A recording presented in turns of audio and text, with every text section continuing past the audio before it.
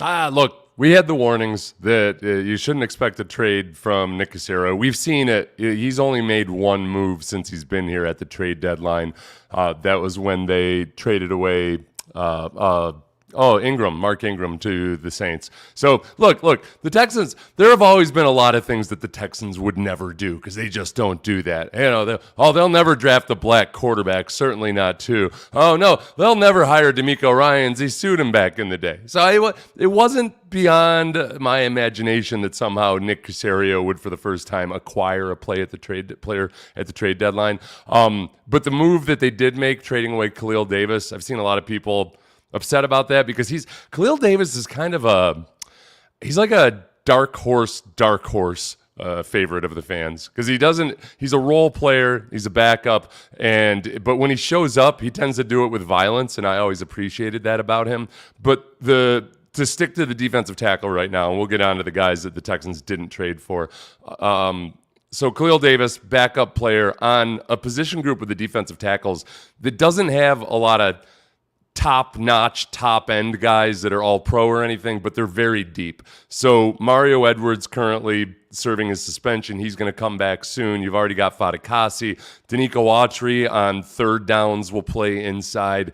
And meanwhile, you're activating Jerry Hughes and Jeff Okudah off of IR. Hopefully, you're going to be activating Nico Collins off of IR. At some point, if Christian Harris is indeed still alive, and that's not just an AI recreation I've seen of him, he'll be back. So you're probably going to have to cut a defensive lineman.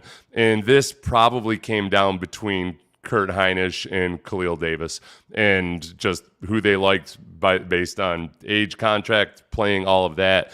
Those guys are similar types of players. So they likely would have had to cut Khalil Davis at some point. At least they get a seventh rounder back in compensation. As far as not trading for an offensive lineman or a cornerback or a wide receiver, those seem to be the positions that were most popular. I'm going to say something that's going to sound like I'm just sticking up for Caserio or what have you. So be it if that's how it sounds. I too wish that they could get a Wyatt Teller or, a Joel Bitonio or somebody. Brandon Scherf, not that the Jaguars would trade him, just a veteran player who can come in and at the very least be a passable left guard. It doesn't always make sense to trade for offensive linemen. I think we're in a different situation with the Texans where a veteran could come in, but it just wasn't out there, and I get it. And I think at least part of it, too, is when you look at the compensation that Nick might be willing to give up, you got to look at really some of the moves the Texans made in the offseason, like the Stephon Diggs trade and the Joe Mixon trade. The Joe Mixon trade especially, because you got him for a late-round pick, basically because the Bengals were probably going to cut him anyway because of their salary cap issues. That almost like I'd been talking about the Stephon Diggs trade when people raised their eyebrows at the compensation for what ended up being a one-year deal. That's the kind of trade that when it happens at the trade deadline, nobody thinks twice about it. Okay, second rounder for a veteran wide receiver that's still impactful. But it'd be nice if Stephon Diggs if you traded for Stephon Diggs at the trade deadline right now, he'd be on IR. So that doesn't help. But the money that they've spent and the amount of space they have under their salary cap right now is only $5+ million. So to bring anybody in, you're going to either have to extend that person before anything actually happens, or you're going to have to maybe push salary off into the distance for guys like Titus Howard and Laramie Tunsil. And I don't think anybody's got a real appetite for that right this moment. I think Blake Fisher, as he develops, is going to replace one of those guys. So I get being conservative at the deadline.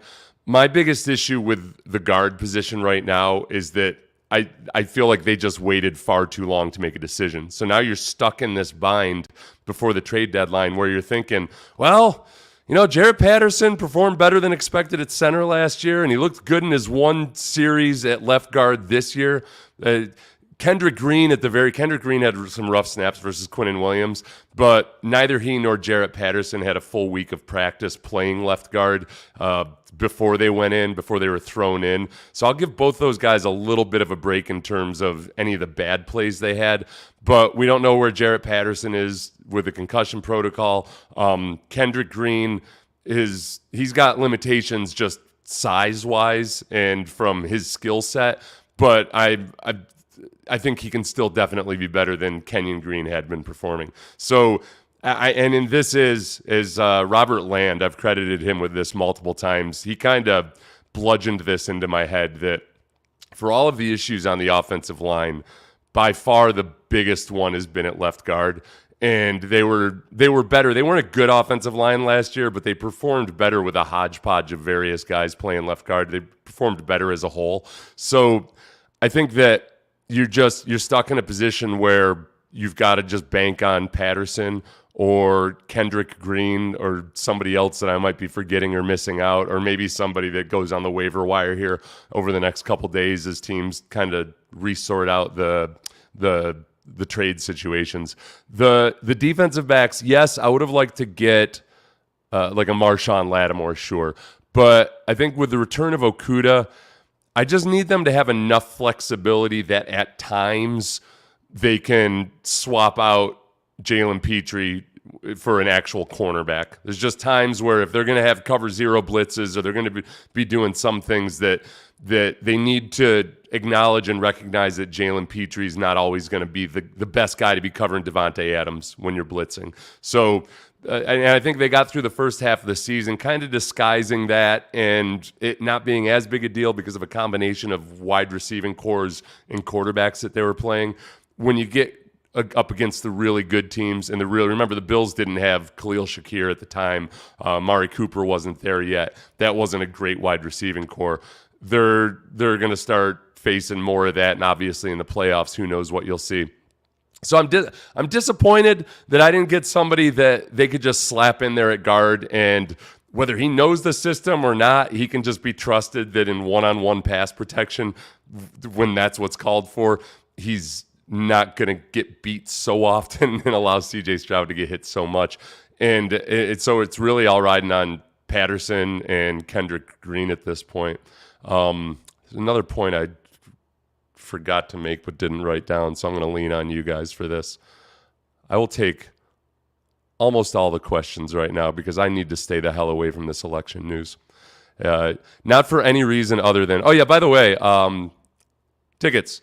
Trying to go to a Rockets game. If you want to go to the Lions game, which if Nico and Will Anderson come back, I'm gonna be tweaking my optimism, especially just because of Nico. I'm still going to have concerns about the offensive line, but Nico changes. Nico is the cover up. He's the concealer you put on your face when you've got a Bobby Slowick play calling wart and offensive line concerns wart over here. Just put a bunch of that stage batter on. Clean it all up for us, Nico. You'll make me feel better about it. But if you want to go to the game, go to the Game Time app, download the Game Time app, use the promo code XDEAL, and you'll get $20 off your first purchase. Really cool, very easy to use app, and they've got prize picks, where you can get like the best deal. They just hand select them for you. All right, season not over, certainly not. We can still make moves. You can still sign guys. You can't trade for them, but you can sign guys. So we lose by 21 plus on Sunday. Okay, 21 plus. Not as long as if Will Anderson is back, I feel pretty good about it. The biggest thing that I'm concerned about with the defense right now is the tackling. I think that there were times in that game where, yes, they played with poor leverage. In the second half, I was really disappointed in some of the run defense, but a lot of it still boils down to tackling. And they were tackling well early in the season. They stopped tackling well, and it seems like it's gotten worse every week. So if you want to talk about the things that can make the biggest difference the fastest, a re-emphasis on tackling alone could prevent some of the drives that were extended last week or in recent weeks. But the defense as a whole is performing pretty well. They're at home where they have yet to, I don't think they've allowed more than 20 points at home so far this season. And I know the Lions are a different deal than the Bears, the Jags, the Bills in the state that they were in, and certainly the Colts. So I'm not saying that, you're definitely going to hold the Lions to less than 20. But I'd be surprised if it's by 28. I didn't trust Vegas, or 21 is what you said. I didn't trust Vegas when Vegas had the Jets as the favorite. And now I am learning that lesson and saying, hey, Hey, Vegas right now, without any official news about Will Anderson or Nico Collins, has the Texans as only 3-point underdogs. So there you go. There you go. Let's see. Still alive. Oh, yeah. Let's sign J.J. Watt to our offensive line. Tight end. How about him at tight end? Huh? Lions have a good offensive line. You know who the Lions' offensive line coach is? Hank Fraley. Do you remember Hank Fraley? The center from back in the day, I think mostly for the Eagles, right?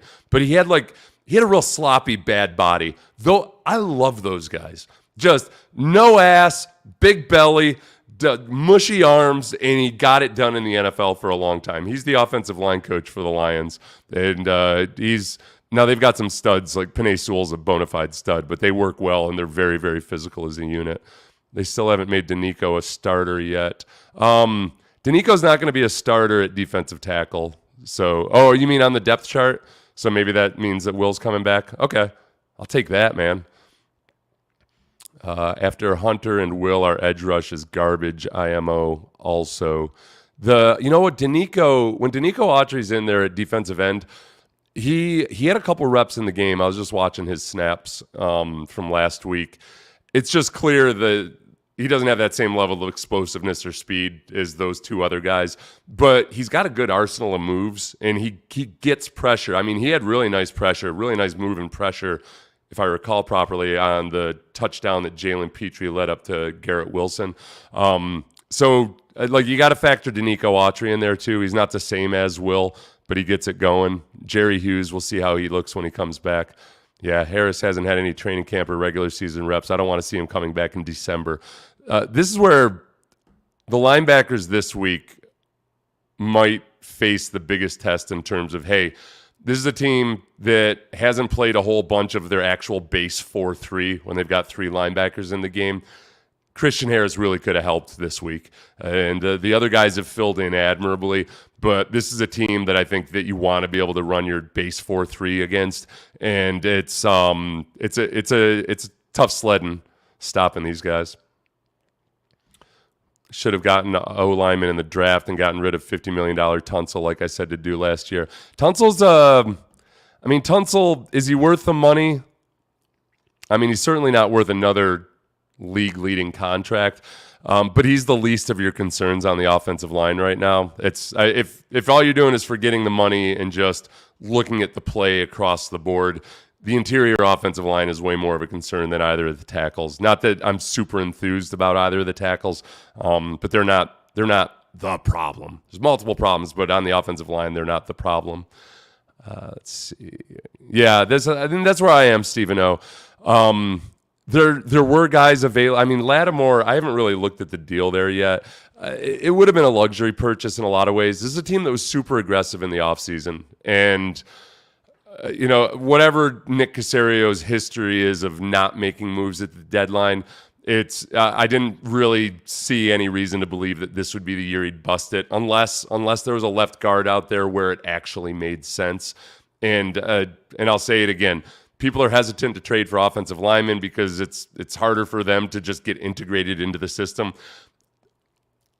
Not in this situation. There's any veteran offensive lineman with a pulse that can read and still hasn't succumbed to CTE. They could be an improvement over what we've been seeing at left guard. And I think, honestly, part of it with Nick is probably thinking, look, all right, we hung on to the Kenyon Green experiment for far too long. We ended up having C.J. Stroud make the decision for us by him landing on Kenyon Green's arm. But this is where you are, and you feel like last year, we got more out of the left guard position with a bunch of guys who weren't your dream left guards, and that's where it just comes into Patterson and Kendrick Green. It doesn't feel awesome. Because I like the upside of Patterson. I'm very intrigued by him, but I can't sit here and in good faith say oh, hell yeah, we're off to the races. I need to see him in extended time. It helps that Dak Prescott got injured, so there's the ramp up curve should be a little less difficult. But going against the Lions, who did trade for Za'Darius, I mean, that's another thing too. I'm vacillating between two extremes here because there's one there's one group of people that were genuinely treating this like it's the baseball deadline and like, oh yeah, everybody, we're gonna go out and get this guy. There's just not that many trades at the trade deadline in the NFL, and yet we've seen in recent years, okay, Von Miller to the Rams, Jalen Ramsey to the Rams, Roquan Smith to the Ravens, Christian McCaffrey to the 49ers. Good teams trading for good players that ended up making a difference in either Super Bowl runs or AFC championship runs. And I had forgotten about this, the Herschel Walker trade back in the day. Trade deadline move. Didn't work out that well for the Vikings. Worked out well for the Cowboys. My God, did it. That's why they're so insufferable right now. They're fans. All right. I lied. I'm not going to be able to get to all these. You guys have more comments. I didn't expect this many people on with no notice whatsoever. God bless all of you. Be sure you get out and vote and everything if all that good stuff. Listen. Don't let the drama on social media fool you. Maybe you're a first-time voter. You're not going to get accosted by somebody. No, not a live streamer with a tiny little microphone isn't going to come up and start asking you loaded questions. You don't have to tell a soul who you voted for other than the people you want to tell. Just go and vote. Very few. It's always a play.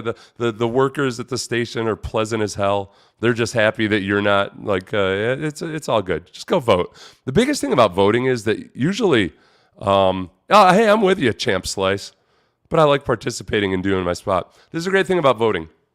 I don't think they lean into this hard enough when they try to encourage people to vote. Look, in any given year this century, I think you don't usually get more than 60% voter turnout. Fact check me on that. But I think going back to at least not this century, but the previous one too, going back to like the 50s, I think 60% is about the high water mark. So if you get in the habit of voting, you can immediately have a sense of superiority over 40% of the population. And it's not justified. It's not earned or anything. It takes 7 minutes of your time. But you can feel like, well, I vote. I vote in every election. And there you go. So do it for that. Do it for your own ego. Yes, it's good for America, but mostly your ego.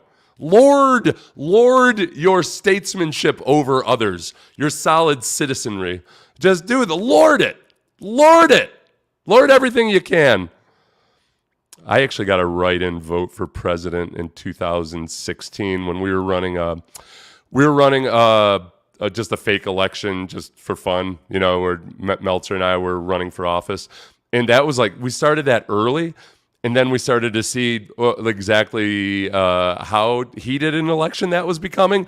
And I was like, oh, God, please. So we got to stop this. I don't want to be a part. I didn't want to be a part of just deciding some county or something somehow because one person who would have voted for one candidate would have done another. So, but I have received votes for president, even though I wasn't officially registered as a write-in either, so they didn't count.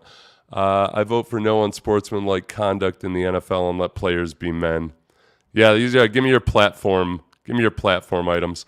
For those of you just coming on, don't worry. This hasn't been all election talk. So, I don't know if disappointed is the right word. Hold on a second.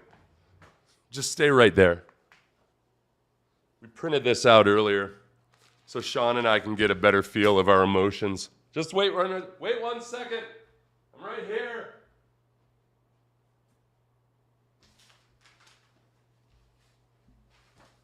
I don't have it. There's a list of emotions so we can more accurately describe our emotions. I'm not crestfallen. I'm not apoplectic. So I'm not overly upset. I'm not angry. I was, and you kind of you feel like you got somebody that's going to give you a gift or something, and you're not sure, but you're like, I don't know. I get the sense that they were about to surprise me with something, and then it never comes. That's how I feel.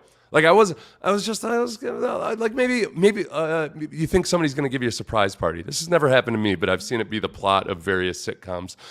You think that you're going to get a surprise party, and then you realize, oh, they were talking about something else, and actually nobody's celebrating my birthday.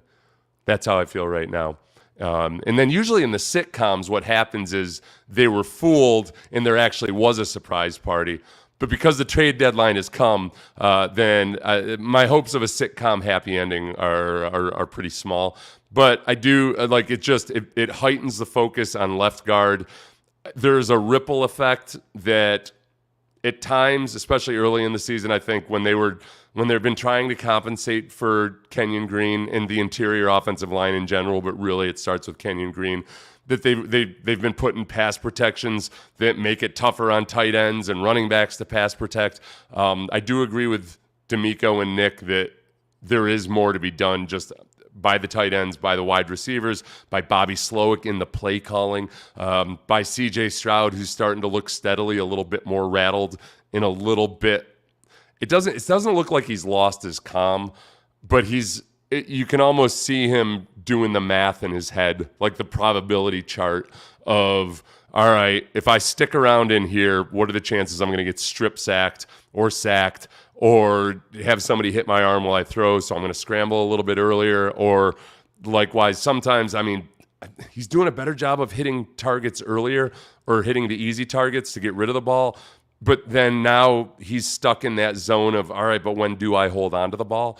And it's really, really hard to learn how to do that when you're under so much duress. And somebody earlier asked me, like, is CJ potentially getting to the point where he's afraid of throwing incompletions, so he's not going to throw the ball away or something? I haven't seen that at all, and I thought he was freakishly good at that as a rookie by rookie standards. And that's almost like something that's in somebody's core constitution. The guy that wants to preserve his passing completion percentage, so he takes sacks. That's not CJ. So it's a lot of crossing your fingers and hoping for the best with whatever they do at left guard. Or if there's a veteran out there that gets released, then perhaps that's what the solution will be. If elected, I will outlaw stunts. Yeah, stunts. Any kind of movement by defensive linemen. You should stand there and show them. If you're a real man, that's what I would do. If I were a Texans offensive lineman, I'd say, if y'all were real men, you would just show us where you're going to line up and stay there, okay, and rush the gap you're in. Let's go mano a mano, or mano y mano, whichever one is correct. The same Texans would get blown out again by I don't know which team you're talking about. Yeah. 1993 Oilers. Okay, good question. Why don't we run more screens to counter the pressure? I think the simple answer is that they're really bad at running screens. And that goes back to Bobby Slowick. I think that when they do try to run screens, defenses sniff them out really fast. And I've always looked at screens as an underrated barometer for just how good an offense is actually coached, because there's so many tells as a defensive lineman, as a linebacker, as a defensive back, just from looking at formation, down and distance, but then guys' stances, the timing of the play. If the offensive linemen leave just a little bit too early, it's dead in the water because everybody sees it. And those things kind of compound. So a well-coached unit, like the 49ers when they run screens, or Kansas City when they run screens, isn't it freakish how often a Kansas City running back or receiver is catching a screen and there's nobody in front of them? And this isn't something that, especially early in the season when the Texans had their big three wide receivers, they were facing a whole bunch of off coverage, cover two. It's not like guys were up at the line pressing and challenging. And there should have been opportunities there for screens to work out more than they did. And that's one of the things that rolls back on Bobby Slowick, but we can't do anything about that right now. Yeah. UXG and I agree on that. I think UXG and I agree on I think sometimes UXG and I agree on things, but we phrase them differently, so we end up having arguments the way my wife and I have arguments. We're both saying the exact same. We don't really argue, but we have these miscommunications, and we spend 5 minutes trying to sort it out. And usually it ends up with my wife saying, like, yeah, that's what I was saying, Seth. Why are you so argumentative? And then I have to go back in my head about the other times in my life people have called me argumentative and be like, all right, people have said it enough. Are Titans just the farm team for contenders now? Boy, that's a good. The Texans are the farm team for defensive tackles to the 49ers. Mixon and Dari have done well on screens for the most part. They just don't run them enough. Yeah, you know what? I'll have to go back and look at the numbers, the frequency of screens compared to other teams. And and just see exactly what their success rate is and everything. It'd be even better if Texans Cap or somebody did it for me, or somebody just send me an article. Send me the article of somebody who's already done that. Wasn't everyone crying about running screens early in the year? I get excited when they run screens, typically, if they work. I'm guessing that it was after some non-explosive screens. That's when people were upset. yeah. Perturbed. That's a good word. That was the word I was looking for. I don't know if I'm even perturbed. This is what I'm on guard for. I don't want to be apathetic. I don't want to. I've actually examined myself here and been like, yeah, it'd be really cool if they got somebody. But I get and understand all the reasons why they wouldn't, and I'm cool with it. So I just don't want to be sure that I'm losing my edge in terms of skepticism and cynicism when appropriately placed. And I'm just not at the point where in the NFL, even though trades have become more common, I'm not at the point where in the NFL I can look at the trade deadline as you've got to do something. You've got to do something.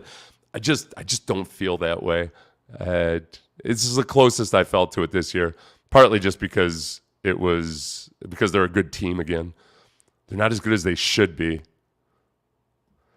I stand in front of you every game and try to get a pick. How do I get a pick, Seth? Oh, I'm sorry, Christian.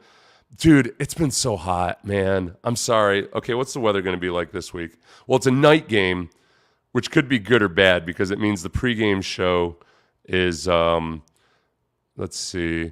The pregame show is going to be in the late afternoon when it's at its hottest. Let's see. Sunday, high of 78. Okay. So usually, ever since I passed out from dehydration several times a few weeks ago, it was several times a few weeks ago I passed out. I've been trying to be extra careful about just staying in the shade and getting hydrated and everything. And so I've been mingling less and less during the pregame show. DM me on Twitter, and I'll try to remember to check it, and I'll be sure I take a picture with you. So apologies for that. Yeah, 98% of trades are as exciting as a mayonnaise sandwich. Oh, who's this? 6'1", 235, and extremely handsome, so I'm going to play guard 2.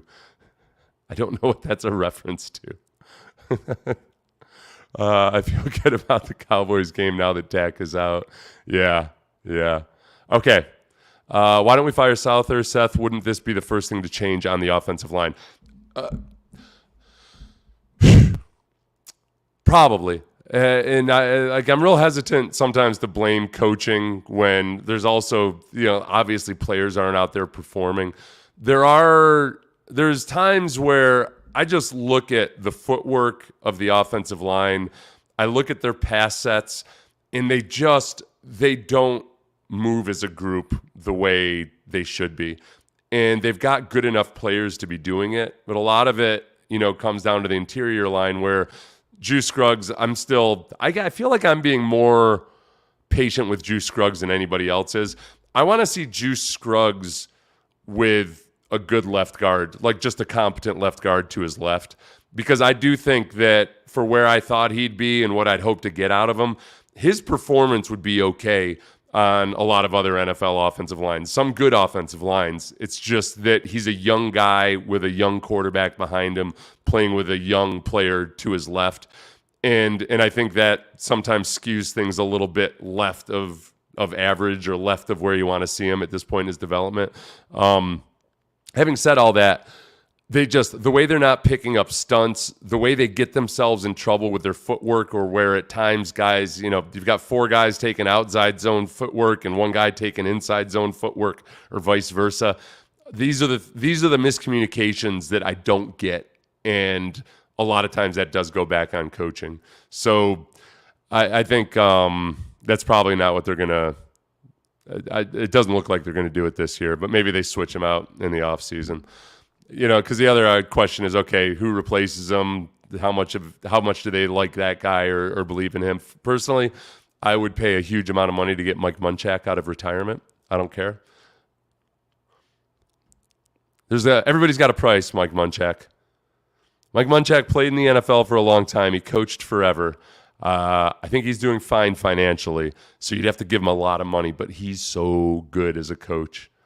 I played against Mike Munchak's offensive lines when he was with the Titans. Like, as a defensive player, I could tell how well coached they were. They did a lot of the little nuanced stuff that is just so frustrating as a big stupid defensive lineman, because Munchak's players always had a really good way of inviting you in one direction, letting you think you'd won the rep, and then all of a sudden wheeling on you and just like, Bart Simpson, they did it again. So I hated him, like, you know, I hate going against Munchak's guys, because you'd see Munchak, some random kid you'd never heard of that was signed off the street would be starting at right guard for the Titans, and you'd be thinking like, oh, sweet, I'm gonna eat today, and then the kid played all right. Like, you know, it just he's got a really good way of coaching guys. Texans need Jim Moore. Which one? We need to make teams suffer our wrath. Yes! Take it, John Ryan. Take what's yours, Texans. Hey, go to the Game Time app and use the promo code XDeal if you want to get some tickets for this Lions game or a Rockets game, concert, anything that you're into going to, where basically somebody is sitting on your tickets right now and they're just waiting for you. Download the Game Time app. Use the promo code XDeal. Oh, please like and subscribe before you leave. It makes me so happy. And I'm still here. I'm going to be here no matter who wins the election. Never leaving America. Ever. Mostly because there's reasons why I can't get visas. But whatever. We can talk about that we'll talk about that another time.